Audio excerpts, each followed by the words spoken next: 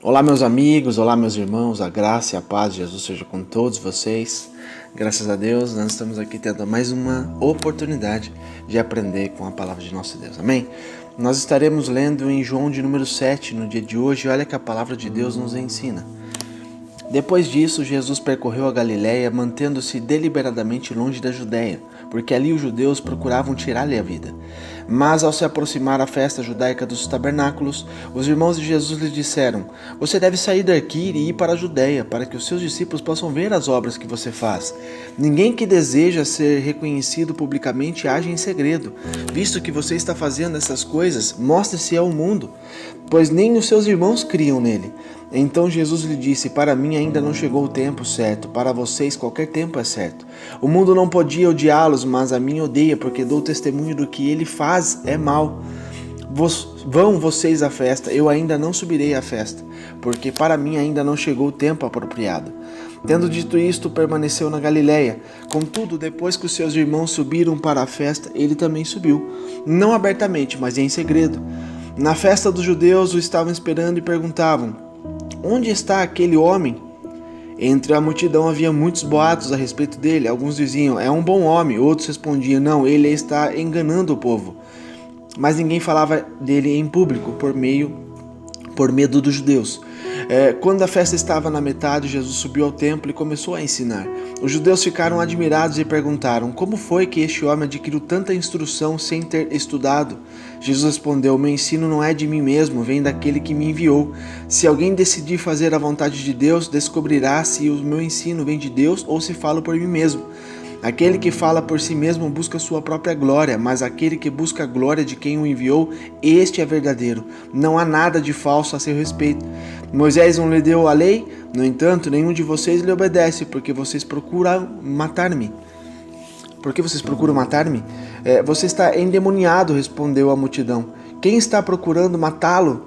Jesus lhe disse: "Fiz um milagre e vocês todos estão admirados. No entanto, porque Moisés lhe deu a circuncisão, embora, na verdade, ela não tenha vindo de Moisés, mas dos patriarcas, vocês circuncidam no sábado. Ora, se um menino pode ser circuncidado no sábado para que a lei de Moisés não seja quebrada, por que vocês ficam cheios de ira contra mim por ter curado completamente um homem no sábado? Não julguem apenas pela aparência, mas façam julgamentos justos." Então, alguns habitantes de Jerusalém começaram a perguntar: "Não é este homem que estão procurando matar? Aqui está ele, falando publicamente, e não lhe dizem uma palavra. Será que as autoridades chegaram à conclusão de que ele é realmente o Cristo? Mas nós sabemos de onde é esse homem. Quando o Cristo vier, ninguém saberá de onde ele é." Enquanto ensinava no pátio do templo, Jesus exclamou: "Sim, vocês me conhecem e sabem de onde eu sou. Eu não estou aqui por mim mesmo, mas aquele que me enviou é verdadeiro. Vocês não o conhecem, mas eu o conheço porque venho da parte dele e ele me enviou." Então tentaram prendê-lo, mas ninguém lhe pôs as mãos, porque a sua hora ainda não havia chegado. Assim mesmo, muitos dentre as multidões creram nele e diziam: "Quando o Cristo vier, fará mais sinais miraculosos do que este homem fez?" E os fariseus ouviram a multidão falando essas coisas a respeito dele. Então os chefes dos sacerdotes e os fariseus enviaram guardas do templo para o prenderem. Disse-lhe Jesus: "Estou com vocês apenas por pouco tempo, e logo irei para aquele que me enviou. Vocês procurarão-me por mim, mas não me encontrarão onde eu estou. Vocês não podem vir." Os judeus disseram uns aos outros: "Onde pretende ir este homem, que não o possamos encontrar? Para onde vive o nosso povo, espalhado entre os gregos, a fim de ensiná-lo?" O que ele quis dizer quando falou: "Vocês procurarão por mim, mas não me encontrarão, e onde eu estou vocês não podem vir?" No último e mais importante dia da festa, Jesus levantou-se e disse-lhe em alta voz: "Se alguém tem sede, venha a mim e beba. Quem crer em mim, como diz a Escritura, do seu interior fluirão rios de água viva." Ele estava se referindo ao Espírito, que mais tarde receberiam os que nele crescem. Até então, o Espírito ainda não tinha sido dado, pois Jesus ainda não fora glorificado. Ouvindo as suas palavras, alguns dentre os povos disseram: "Certamente este homem é o profeta." Outros disseram: "Ele é o Cristo." Ainda outros perguntaram: "Como pode o Cristo vir da Galiléia? A Escritura não diz que o Cristo virá da descendência de Davi, da cidade de Belém, ou onde viveu Davi?" Assim o povo ficou dividido por causa de Jesus. Alguns queriam prendê-lo, mas ninguém lhe pôs as mãos. Finalmente, os guardas do templo voltaram aos chefes do sacerdote e aos fariseus, os quais lhe perguntaram: por que vocês não o trouxeram? Ninguém jamais falou de maneira como este homem fala, declararam os guardas. Será que vocês também foram enganados? Perguntaram os fariseus. Por acaso alguém das autoridades dos fariseus creu nele? Não, mas essa ralé, que nada entende da lei, é maldita. Nicodemos, um deles que antes tinha procurado Jesus, perguntou-lhes: a nossa lei condena alguém sem primeiro ouvi-lo para saber o que ele está fazendo? Eles responderam: você também é da Galileia? Verifique e descobrirá que da Galileia não surge profeta. Então cada um foi para a sua casa. Amém? Glórias a Deus por isso. Meus amados, a gente vê aqui que esse episódio que ocorreu na história, por mais que a gente, ao ler as escrituras, a gente escandaliza com estes homens, essas atitudes desses homens, mas ainda nos dias de hoje, meus amados, de uma forma um pouco diferente, mas ainda existe tantas e tantas pessoas que se escandalizam com Deus, com Jesus Cristo. Tantas e tantas pessoas que ainda duvidam do poder de Jesus e o porquê ele veio à Terra. Ou tem muitas pessoas que ainda nem imaginam, nem sabem o porquê, nem sabem o significado de Jesus ter vindo à Terra. Então, meus amados, esse estudo aqui de João 7, a gente pode dividir aqui o esboço dessa pregação, desse ensinamento, que Jesus em todo o tempo ele diz que eu sou a água da vida. A água, meus amados, significa o Espírito Santo de Deus, assim como o azeite. A água é o que dá a vida. Em João 7 a gente percebe que as pessoas aqui elas começam a reagir ao ensino, às posturas de declaração de Jesus, e elas começam a reagir de uma forma muito ruim. Elas começam a sentir que ele é diferente. Sim, as suas palavras são marcantes e poderosas. Sim, a ponto de que os guardas que foram enviados para prendê-lo não conseguiram tocar nele, de tão maravilhados que eles ficaram com o que Jesus estava ensinando. De fato, o Filho de Deus se entregou por nós porque ninguém seria capaz de detê-lo. Aqui a gente vê claramente, meus amados, que Jesus declara que ele é a água da vida. A água que nos sacia e fecha as brechas do vazio humano. Aquilo que muitas das vezes, eu acredito que você também já deve ter passado por isso, porque eu já passei por isso também. Há um momento da nossa vida, às vezes, quando nós precisamos tomar uma posição, tomarmos uma atitude coerente e real perante o nosso Deus, onde nós sentimos um vazio muito grande, que o dinheiro não sacia, que a família não sacia, que as coisas terrenas não sacia, nada sacia aquilo que somente Deus pode saciar dentro de nós. Então é essa brecha que somente a água viva, a água que dá vida, que é Jesus, pode preencher. Então o Senhor é o que nos torna satisfeitos, e antes de entregar a sua vida em sacrifício, antes dele morrer na cruz, por mim e por você, ele viveu uma vida de serviço e devoção à humanidade. Ele não viveu a vontade dele, ele viveu a vontade de Deus Pai. Em todo tempo a gente vê nas escrituras claramente que Jesus sempre estava alinhado às vontades de Deus. Ele nunca sequer desviou nem para a esquerda nem para a direita. Ele nunca sequer questionou o porquê das coisas. Simplesmente ele recebia as instruções de Deus, a direção do Espírito Santo de Deus, e ele cumpria fielmente. E hoje, o que é mais difícil para mim e para você realizar na vida é essa linha, é seguir essa linha que Deus nos impõe, que Deus nos traz como mandamento, que Deus traz como visão. As pessoas hoje, elas se dividem muito em opiniões. Eu acho que é assim, eu acho que é assim, tal lugar prega assim, tal lugar prega dessa forma. Meus amados, a palavra de Deus, ela é única. Se você começar a se aprofundar, a ler as escrituras, você vai começar a ter um entendimento de quem é esse nosso Deus. Os homens têm diversas fórmulas de pregarem, de trazerem a palavra de Deus. Eu não estou dizendo que isso é errado, mas eu digo assim, a melhor forma de você buscar o entendimento da palavra de Deus é você lendo a palavra de Deus. É você pedindo a sabedoria e discernimento ao Espírito Santo de Deus para que você possa ter condições de ter o entendimento do que você está lendo. Então, Jesus, ele viveu uma vida de serviço e devoção. Ele foi totalmente fiel àquilo que o Espírito Santo de Deus trazia para ele. E se você quer ter uma vida vitoriosa, se você quer ter uma vida plena com o Senhor, sem medo, sem dúvida, tudo é tirado, meus amados, de medo e de dúvida de nós quando nós seguimos a Jesus. Então leia as Escrituras, se aprofunde na palavra de Deus. Amém? Notar que as pessoas lá que se maravilhavam com esses feitos de Jesus, todas as pessoas que ficavam maravilhadas, falavam assim, meu Deus, ele é o Cristo, não, ele é o profeta. Ficavam divididos em opiniões, mas eles se maravilhavam com isso. Mas isso não é tudo, meus amados, porque essas mesmas pessoas que se maravilhavam com Jesus foram as mesmas que estavam perante ali o julgamento de Jesus, pedindo a sua morte. Então você vê que é confuso. Então quando um ser humano ela não tem a total certeza do que ela está fazendo, do que ela está crendo, quando uma pessoa ela não tem discernimento e o conhecimento da palavra de Deus, ela se divide, ela fica confusa. Então as mesmas pessoas que estavam desfrutando dos milagres foram as mesmas que pediram a morte de Jesus. Então, isso deve nos fazer refletir sobre a nossa posição. Qual é a sua posição perante Deus no dia de hoje? O que você está fazendo da tua vida perante o que Deus está te ensinando? A quem você está buscando agradar? É aos homens ou é a Deus? Isso é uma lacuna, meus amados, que nós precisamos resolver. Você está procurando alegrar a homens, a líderes? Ou você está procurando agradar a Deus, que é o Supremo, Todo-Poderoso, aquele que conhece o coração, não só o estereótipo, só a casca, ele conhece o mais profundo. Eu não estou dizendo que você tem que se rebeliar, não, meus amados. Longe disso.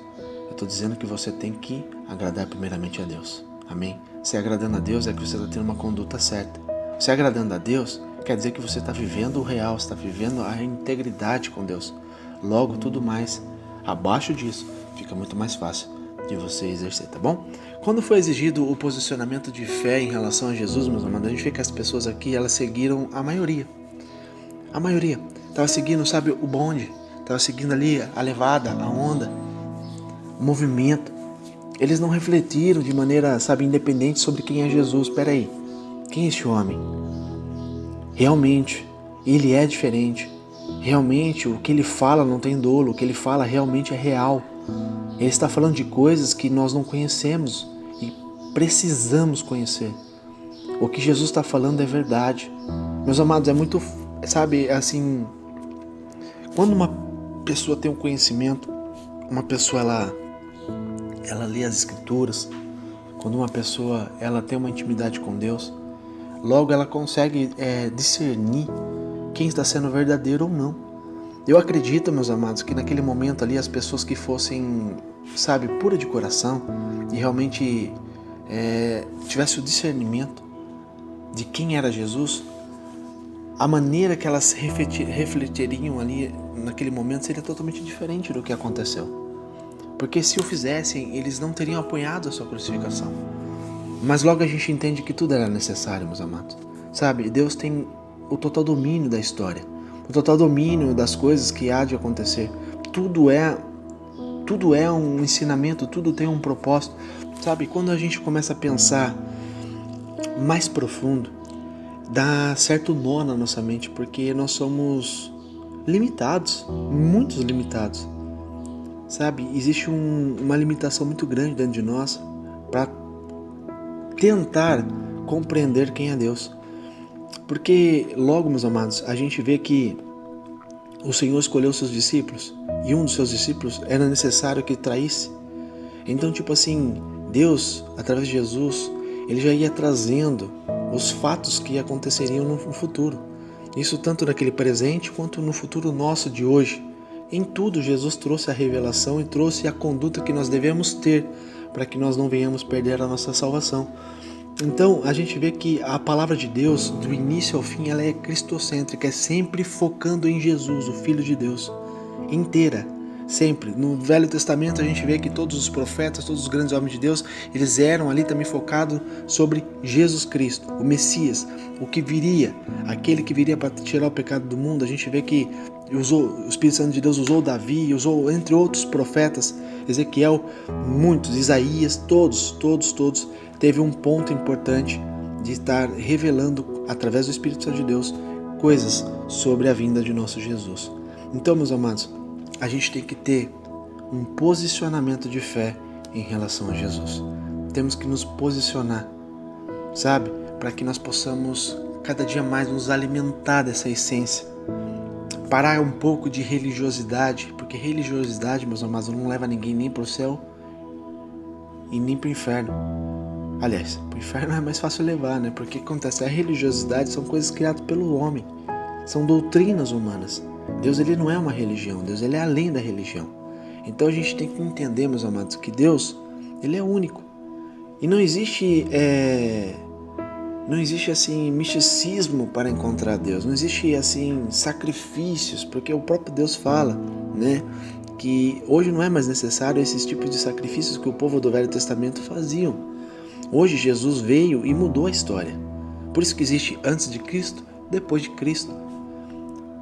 Jesus mostrou o real caminho que todos nós devemos caminhar. Jesus trouxe para nós a nova aliança, a aliança eterna, que todos aqueles que entrarem nessa aliança, aceitarem Jesus como Senhor e Salvador de sua vida e seguirem os mandamentos fielmente. Os mandamentos de Jesus quais são? Amar a Deus sobre todo o seu entendimento, sobre todas as coisas. Ser fiel a Deus em tudo, em tudo. Segundo, amar o teu próximo como a ti mesmo. É dar a vida pelo próximo. Então, meus amados, as demais coisas, elas são tudo interligadas nisso. Se você ama a Deus sobre todas as coisas, sobre todo o seu entendimento, sobre toda a sua força, logo você entende que você tem que ter uma vida segundo o que Ele ensina. Você tem que se espelhar em Jesus Cristo, que foi o nosso Senhor e Salvador, que teve o caminho perfeito, a trilhagem perfeita, assim nós temos que segui-lo. Logo, amar o nosso próximo como nós mesmos é entender que todos que estão à nossa volta, independente se ele é drogado, se ele é traficante, se ele é bandido, se ele é fofoqueiro, se ele é ruim, se ele é estuprador, se ele é maníaco, independente, meus amados, temos que amar todos. Qual é o dever? É julgar, condenar? Quem somos nós? Entende? Quem somos nós para condenar as pessoas? Eu sei que existe, sabe, é muito complicado, sabe, quando você vê tanta maldade saindo através de uma pessoa, mas o que nós devemos fazer? Devemos orar, meus amados, orar pelas pessoas, clamar a Deus pelas pessoas. Eu sei que é muito difícil, porque isso daí é uma luta constante e a gente só consegue encontrar essa essência 100% quando nós estamos totalmente mergulhados no Senhor Jesus. Sempre. Porque Jesus, ele não fazia distinção de pessoas. O próprio ladrão, eu não sei o que ele fez, que estava na cruz junto com Jesus. Eu não sei qual foi ali o crime mesmo dele, assassino, não sei. Mas Jesus teve misericórdia dele. Jesus não julgou, não, você fez errado e você vai para o inferno. Não, Jesus não fez isso. Jesus perdoou ele, porque houve um arrependimento. E ali Jesus levou aquele homem para o paraíso. Então, meus amados, vamos orar um pelos outros. Vamos parar um pouco de condenar as pessoas, de julgar as pessoas, de maldizer as pessoas. Vamos parar de fazer errado. Vamos parar de nos alimentar de coisas ruins e vamos orar pela nação, vamos orar pela cidade, vamos orar pelos povos, para que Deus se compadeça de nós, meus amados, e possa haver um quebrantamento nacional, para que a nossa história do nosso país seja diferente, seja mudada.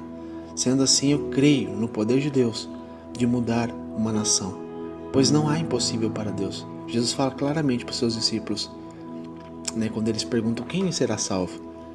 E Jesus fala assim, para os homens, o que é impossível, para Deus não é. Então, meus amados, para Deus não existe impossível, não existe barreira, não existe limite. Deus pode fazer todas as coisas. Então, vamos clamar pela nação, vamos clamar para que esse vírus cesse, vamos clamar para que o nosso Brasil seja limpo de toda essa sujeira de corrupção, toda essa sujeira de mentira que foi plantada por anos e anos. Vamos pedir a Deus que possa fazer uma limpa, que possa realmente transformar a nossa nação, que a nossa nação seja próspera em todos os sentidos. Amém? Está conosco essa água da vida, está em nós a essência do Senhor Jesus Cristo. Nós temos a autoridade no mundo espiritual de poder interceder pela nossa nação, pelo nosso povo, pelos nossos familiares, nossos amigos e pelas pessoas que estão se perdendo e cometendo crimes horríveis. Amém? Então essa palavra de hoje, meus amados, que você possa meditar nela dia e noite, e eu creio que Jesus vai falar contigo, amém? Que Deus te abençoe.